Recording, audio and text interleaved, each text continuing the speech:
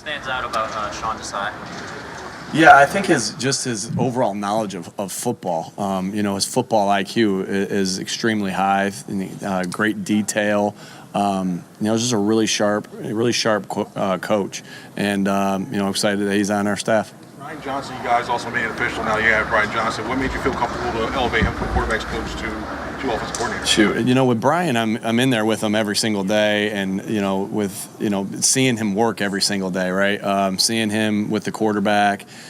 With the quarterbacks, seeing him in game planning meetings, seeing him on the practice field, and so, I thought that was the natural progression for us to go that route, and his relationship with Jalen, and just Brian's a sharp dude. He is really I lean on him for so many different things, and now he's in charge of running the offense. Except the scheme that Sean brings to Philadelphia. Yeah, one thing that we definitely have now is what we had our first year going into it. We have a little bit of unknown. Now, whoever we play first game can go and watch some of Sean's stuff. How's it going? Yeah, we can go watch some of Sean's stuff and from Chicago, or even some of the things from Seattle. But one thing that we have is some uncertainty again going into that first game. So where you hide some things in preseason football, and so not give everything away. But what I did like is some of the similarities to the things that we do that we've already been doing here on a very successful defense. And so with different coverages, different run blitzes, things like that. What do you know about Brian? With that hire, how do you navigate the staff dynamics for guys who did not get that job? Sure, yeah. Again, my job was to go through the process and just like we do with everything, cast a wide net and get to know different people and get to talk to different people and get to see who's ready for the job. And I think we interviewed a really good group of guys, and was really impressed by all of them actually. And just at the end of the day, obviously, some experience that Sean's had calling it, but also, I got to do what I feel is best for the team, and I felt like Sean was the best guy for the job. What do you know about Brian from a play calling perspective? Obviously, and you go through it. He taking us through and getting us to, our first 15 that he helps with, the third down order that he helped with, the red zone order they helped with, the 2-minute calls that he helped with. You do all that work. And you adjust during the game, obviously, but you do all that work Monday through Saturday to get yourself ready for the game. Put yourself in every position you possibly can. 2-minute scenarios, right? You put yourself in as many positions as you possibly can, so you don't flinch when it comes. You're practicing, just like you practice, right? You practice to make sure that you're ready to roll in the game. It's the same thing with calling plays, and so he's been in that process. And Brian's had some experience calling it at the college level as well, but. As you talk on the headset, hey, they're doing this, we should look to do that. I mean, Brian was doing that all the time last year, right? It just when we're talking on the headset, trying to figure out the next series of plays and how we need to adjust. Again, he's done some of it in the past as a coordinator in college, and then just the amount of things that we do together as an offensive staff, and all the things that Brian was involved in every one of those meetings to put it together, and that's where a big chunk of it of how you call the game goes. Nick, with all the free agents you have, how much input do you have? Obviously, I'm working with Howie and the money people on who can stay and go, and how much is that weight held? Yeah, we talk about everything, right? We talk about everything: the draft, the draft, the free agents, our team. I mean, we're in constant communication. The best organizations are in constant communication with the head coach and the GM. And again, at the end of the day, just like I just talked about with the coaches, at the end of the day, I had to make the best decision I felt was for the team. At the end of the day, Howie's got to make the best decision that he feels like is best for the team. But that doesn't mean you're not in constant communication, talking through everything. And so, and that's just what we do. I mean, I'm in his office pretty much all day at this time of the year, watching players with him, talking about players with him, talking about our team, whatever it is, and we spend a lot of time together at this time. Do you interview other candidates for the offensive coordinator position? Yeah, we did. Yeah. Any external, or were they all? Yeah, we had an external coach in Nate. I don't want to mispronounce his last name. From Iowa State, offensive coordinator at Iowa State, really sharp young coach. Man, you guys know my connection to Iowa State and Matt Campbell and him.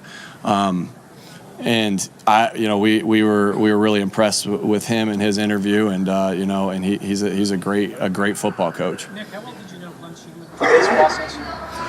Just got to know him through this process. Again, I don't look at it like here's who I know and here's what I'm gonna do. Right? I didn't know Brian Johnson before we hired him. Right? I didn't know Jamal Singleton before we hired him. There's a lot of guys I didn't know before. I didn't know Nick Rollis before we hired him. I didn't know Jeremiah Washburn before I hired him. Like, there's a lot of that happens. All I'm looking for is the best guys for the job. Again, and you gotta balance different things. Every coach can't be the same, right? I think there's a tendency to say, I'm gonna get this coach that he's like me a little bit, right? And you don't want a bunch of the same guys running around. But every coach needs to be very detailed in what they do, and so that's always the common denominator that I'm looking for. But we're not afraid to cast a wide net, to go. I know how many good coaches are in college. I can't. I think if you ask some of the Philly media, they'll tell you that I talk about Frank Reich, I talk about Larry Karras, my college coach, and I talk about one of my high school coaches, my dad.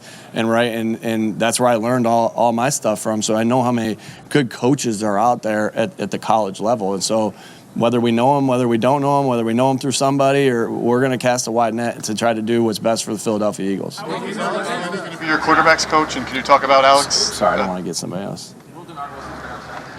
Yeah, we'll obviously go through that with as we continue on, and does the staff dynamic fit? Does Sean have anybody? But Denard's a great football coach. He's done an outstanding job, if he's still our defensive backs coach, we'll be lucky to have him because we know how good of a coach he is. But we're not to that process yet. I mean, we just kind of finalized that Sean will be our defensive coordinator, so we're not there yet. But I think the world of Denard and how good of a football coach he is. What are some of the traits and characteristics in Shane Steichen that you think set him up to be a head coach, and what advice do you have for him making the kind of similar transition from coordinator to head coach? Yeah, all my advice, everything that I've had so many conversations with Shane. What Frank Reich did for me was pull me aside, what felt like once or twice a week, and said, hey, when you're a head coach, be ready for this or be ready for that. And I was very appreciative of that to a point where I, tried to do the same thing with Shane and Jonathan and Brian and just all the guys that we have on our staff. And so, obviously I've shared the information that I have. I didn't keep any secrets from Shane. I wanted him to be the best possible offensive coordinator he could possibly be, and obviously he crushed it, which turned into him getting the head job for the Colts, and I love him, and he's awesome. A good friend of mine, and obviously a very good coach. And so I didn't keep anything from him. I gave him everything I had as far as the things that I knew would help him with the job that he's had. And like I said, it wasn't like, hey, right before he got it or right after, Chris Ballard said that Shane was the head coach, I started writing a bunch of things down to give him. We've had so many conversations there. But what was the second part of your question? Just what sets him up to be a head coach? Yeah, I think first of all, you get the job because you excel at what he was doing, right? So he's awesome offensive mind, and so he excelled at that. Our offense played really well with Shane leading it, and he just was awesome. Calling the game. I think he's really special at calling the game. And that's why I gave up play calling duties. One was to make sure I was managing the game as a head coach, but also because of how much trust I had with Shane. Just relationships with players, accountability. Shane's he's a 10 in a lot of areas, and I think Indy got a special coach. Nice hat. Yeah. How important is Coach James Towns' roots as you still evolve as a coach? I'm sorry, say that one more How time. important is those Jamestown roots? Oh, you're talking about Jamestown. Yeah, Okay. how important is those Jamestown roots? Yeah. How are you still involved? You know, again, my biggest mentor as a coach is my dad, and then I also have my brother who gives me a lot of, you know, those are my mentors too. And so, you know, they're still in the area. My dad's still coaching pole vaulters for Southwestern High School. For my brother, who's still the track coach, I know my brother's not the football coach anymore, but I still am able to bounce things off of them. And I know, you know, and so I'm still, you know, one of my really good friends is the head football coach at Jamestown High School. You know, he actually was at the Super Bowl. I had him at the Super Bowl just because we had dreamed about playing and coaching in the Super Bowl for as long as I can remember. So I still have a bunch of conversations with, you know, with those guys about football, and you're constantly trying to grow in everything you do. I don't, I'm sharing information with, you know, Tommy Langworthy, who's the Jamestown head coach, and he's sharing information back. I'll take good information from anywhere, and you know, and then I pull for it. I like to read the newspaper back home, and you know, articles Scott Kingberg writes that he writes back home and about the local athletes there. And I know they got Jamestown High School's got a player going to North Dakota State as a quarterback, and so I like to follow the sports, and so I just got a lot of connections, and I owe a lot of things to Western New York. Nick, with deciding to promote Brian Johnson to offensive coordinator, was there an emphasis on maintaining stability for Jalen Hurts? Yeah, I mean, what you're going to see with our offense is you're not going to see a lot of change. We're going to, because, you know, myself, Shane, right? I mean, Brian, like we do it all together, right? And obviously Shane will be gone. There'll be little differences and little different ways that the game's called, but the way the offense is run with everything is going to be exactly the same. The way our guys run routes are going to be the same. The way we block inside zone is going to be the same, you know, for different looks that we get. The way we do our snap count, like you're not starting, you're really not, you're just continuing to build, right? There is no Shane leaves, you do this, and then you do this again. You just keep doing this because at the end of the day, like I was hired as an offensive coach to bring the offense that I have run in and that, you know, and my expertise in that. So I'll continue to do that. It's just going to be a different guy calling the plays, but you know, it's still business as usual. And we'll miss Shane. Shane's an awesome coach, as we just talked about. But I know how many good people we have in that building. You know, Jeff Stoutland, Kevin Patullo, right? Jamal Singleton, Jason Michael, Aaron Moorhead, Alex Tanny, right? TJ Pagnetti, Roy. We have so many.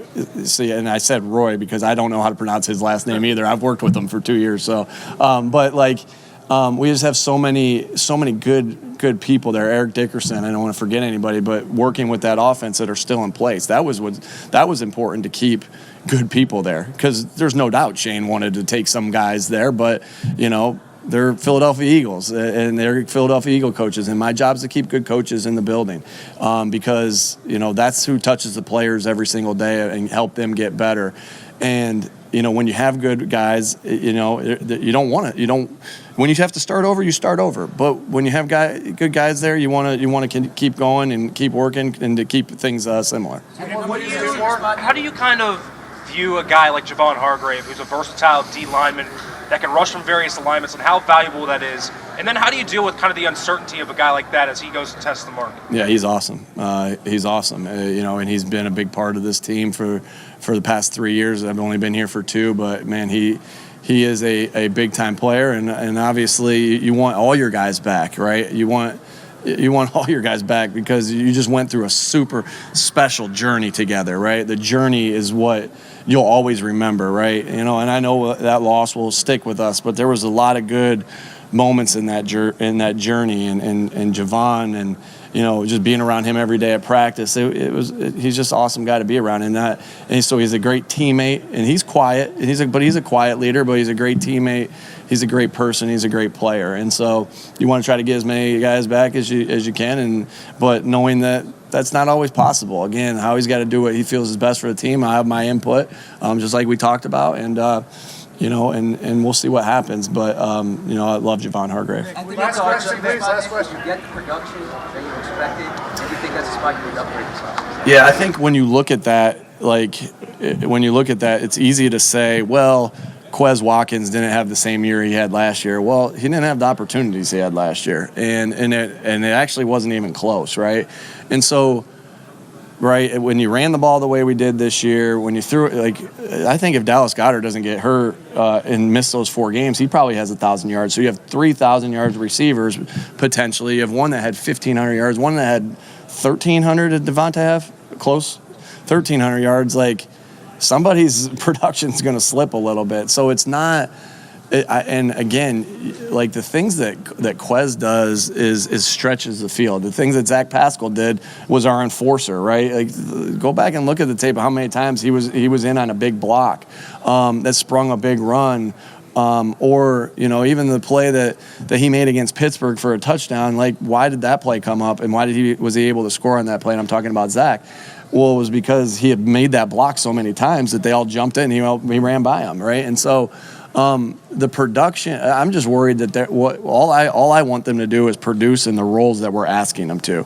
When there's a play to be made, make the play that you need to be made. But we understand too that they didn't have a lot of opportunities. And I'm talking about Zach and I'm talking about Quez. They didn't have a lot of opportunities because, like I've said to you guys, like our pass game ran through AJ, it ran through Devontae, and it ran through Dallas Goedert. And so, we were looking to get them the ball. And sometimes, I know Doc Rivers used to say this a lot, like, hey, some guys are just going to have to get rebounds and get their rebounds, and then if you got a chance to put it in, you got to take advantage of that opportunity to put that thing in. But we're going to design plays to run through boom, boom, boom, right? And that's what we're talking about with roles. And so I think it's easy to look at the stats and say, hey, his numbers were way lower. They were, but he didn't have as many opportunities because of the other guys that we had on the team and how much faith we had in him. But we do have faith in Zach, and we do have faith in Quez that they'll make plays, when their number's called. It's just that it's called a little less. Last one. I'll get you. Sorry, I do it to Bob all the time. I said, Bob says last one, and then I look like the good guy when I said, no, I'll get you too. Alex Tanny? Yeah, really sharp. What was really interesting of when we brought Alex in, almost everybody on our staff had coached him, right? So I was with him in Kansas City in 2012. Shane was with him in Cleveland in 2013. Jason and Kevin were with him in 2014 with Tennessee, right? And so, shoot, maybe he threw passes to Aaron. I don't know. He's just been everywhere. And so, but what struck us was that, how smart he was and how hard he worked to stay on the team as a number 3 and number 2 quarterback. And so even when we were in Kansas City, I still remember that Brian Daboll was having him do little projects for us. I don't think he got any of the coach's money, but the player, he was getting paid anyway. But he would do little projects for us to help us, right? And so you remember things like that, right? And I think that's what the rest of the guys felt that as well. And what Alex did is when we interviewed Alex for the quality control spot, he did everything he could do to be ready for that job, right? He taught himself, he took a computer class to teach himself how to draw on Visio, which we draw our pictures on, to draw on Visio. So he made sure that he knew he could do the part of the job that he was going to do, right? And I really admired that, and he worked really hard at that. And that's a thankless job. We've all of us in that, a lot of us have had that job, and it's thankless, but he excelled at that job. Then we moved him into assistant quarterbacks, and he did some other things this year, and he crushed that role too. And so he's in his role, and I'm sure in his mind, I know in his mind that eventually he wants to call plays and he wants to be a head football coach. But I know what he's going to do this year, exactly what he did the last 2 years, and he's going to kill his role and do everything he can do to help Jalen play better, to help us put together a plan. He's gonna work his butt off to do that. He's super smart. He's super intelligent. He connects with the players.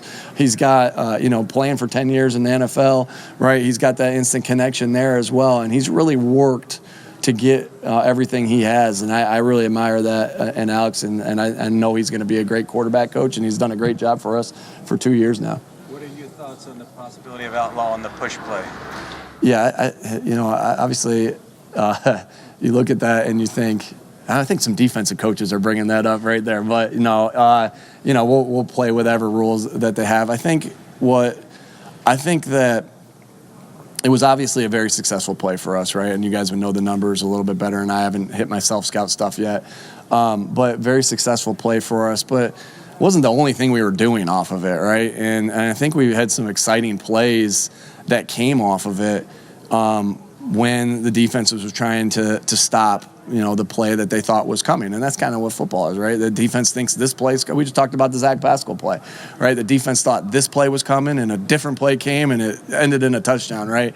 And so, hey, like, I don't get a vote, and they don't ask me, but I thought there was a lot of hard work that went into it, and there's a lot of technique and fundamentals that go into it, right? And as far as how our guys block it and the specialty of our guys like Jason Kelsey and so we'll do whatever the rules say to do, obviously, but obviously we had a lot of fun. Coming up with those plays, right? We had a lot of fun practicing those plays, like the different ways we did it. The guys had fun doing that. Fletcher Cox always wanted to be in on one of those plays, and so it was a lot of fun, and there's some of the wrinkles that were off of it, and I thought it was good for the game. Obviously, I'm biased. We had a lot of success with it.